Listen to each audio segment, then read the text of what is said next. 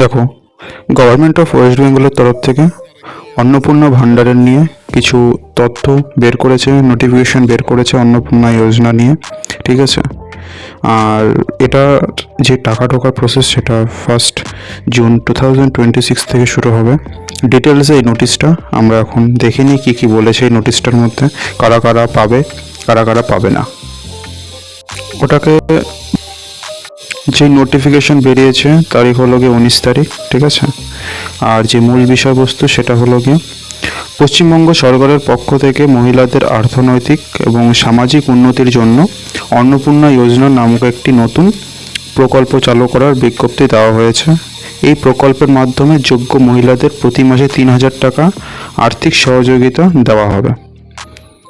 কার্যকরের যে তারিখটা সেই তারিখটা দেওয়া হয়েছে 1 জুন 2026 থেকে এটি কার্যকর হবে। এবার এলিজিবিলিটি ক্রাইটেরিয়া কী কী আছে, আবেদনের যোগ্যতা এবং শর্তাবলী কী কী আছে সেটা দেখি এখন। এই সুবিধা পেতে গেলে যে আবেদন করবে তাকে এই নিচের শর্তগুলো পূরণ করতে হবে। মহিলার বয়স 25 থেকে 60 বছরের মধ্যে হতে হবে।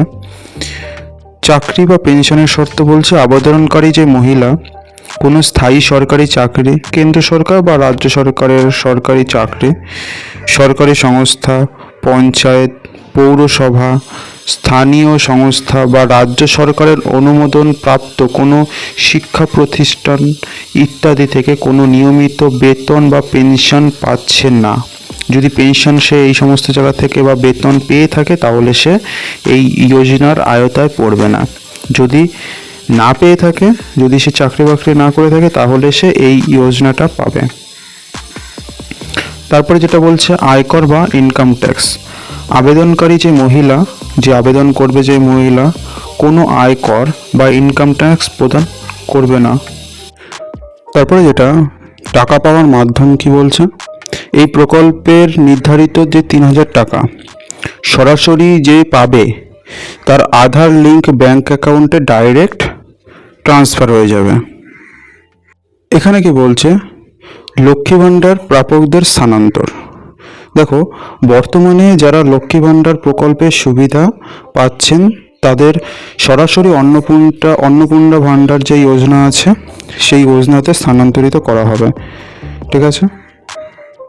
যারা যারা বাদ পড়ে যাবে সেই বাদ পড়ার পিছনে কারণটা কি, যারা যারা এই যোজনা পাবে না তারা কারা? এসআইআর 2026 হয়েছে। এই এসআইআরের সমীক্ষার সময় যারা মৃত কিন্তু লক্ষ্মীর ভাণ্ডার পেত তারা পাবে না। স্থানান্তরিত, যারা অন্য জায়গায় অন্য রাজ্যে স্থানান্তর হয়ে গেছে তারা পাবে না। ডিলিট হয়ে গেছে যাদের ভোট তারা পাবে না। তাদেরকে চিহ্নিত করা হবে কারা কারা এরকম ভোটার ডিলিট হয়ে গেছে কিন্তু তারা যারা লক্ষ্মীর ভাণ্ডার পাচ্ছিল বা এরকম মৃত কারা আছে তাদের নাম ভোটার কার্ডে আছে, তারা কারা কারা আছে তাদেরকে নাম ডিলিট করা হবে, বাদ দেওয়া হবে। অথবা ভোটার স্লিপ বিতরণের সময় যাদের নাম বাদ পড়েছে তারা এই নতুন সুবিধা পাবে না।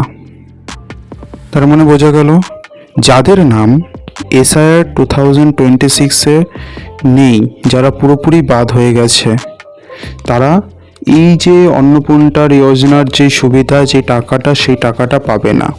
কোনো একজন ব্যক্তি সে হলো গিয়ে লক্ষ্মী ভাণ্ডার পায়, তার ভোটার কার্ডেও এসআইআর নাম আছে, অতএব সে ডাইরেক্ট সেই লক্ষ্মী ভাণ্ডারের যে টাকাটা সেটা এখন অন্নপূর্ণার ভাণ্ডার হিসেবে টাকা হিসেবে তোমার অ্যাকাউন্টে 3,000 টাকা চলে আসবে সামনের মাসের থেকে। বিশেষ ছাড় কারা পাচ্ছে, যারা এসআইআর ট্রাইব্যুনালের কাছে আপিল করেছে বা নাগরিকত্ব সংশোধনী মানে সিএ এর অধীনে আবেদন করেছে যারা, বা কারো কারো আবেদন করার পরে তাদের যে ডকুমেন্ট সেটা বেরিয়েও এসেছে, তারা এই ভাণ্ডারের এই অন্নপূর্ণা যোজনার আওতায় আসবে, তারা এই টাকাটা পাবে। বোঝা গেল, তাদের আবেদন নিষ্পত্তি না হওয়া পর্যন্ত তারা এই নতুন প্রকল্পের অধীনে আর্থিক সহায়তা পেতে থাকবেন।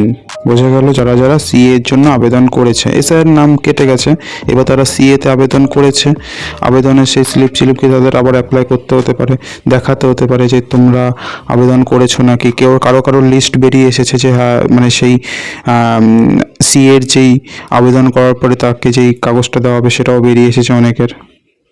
অ্যাপ্লিকেশন প্রসেস কী আছে, নতুন যারা আবেদন করবে তাদের প্রসেস কী আছে। নতুন আবেদনকারীদের জন্য বলা হচ্ছে যে 1 জুন 2026 থেকে এই যোজনার অনলাইনের আবেদন প্রক্রিয়া শুরু হবে। ঠিক আছে, 1 জুন 2026 থেকে আবেদন প্রক্রিয়া শুরু হবে। তদন্ত ভেরিফিকেশন, গ্রামীণ এলাকার ব্লক মানে বিডিও এবং শহর এলাকার যে সাব ডিভিশন অফিসার এসডিওর দ্বারা আবেদনপত্র যাচাই করা হবে।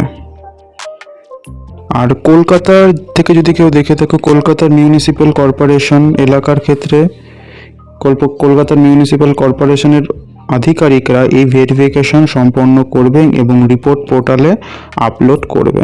বোঝা গেল?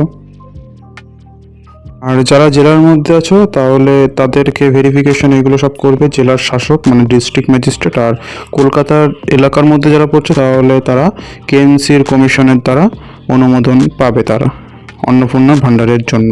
ঠিক আছে, তাহলে আবেদন তাহলে স্টার্ট হচ্ছে 1 মে। যারা যারা আবেদন নতুন করে করতে চাও তারা 1 মে 2026 1 জুন, মে বলি কেন, 1 জুন সামনের মাসের 1 তারিখ থেকে শুরু হবে আবেদনটা। এরকম আরও ভিডিও পেতে সাবস্ক্রাইব করে রাখো।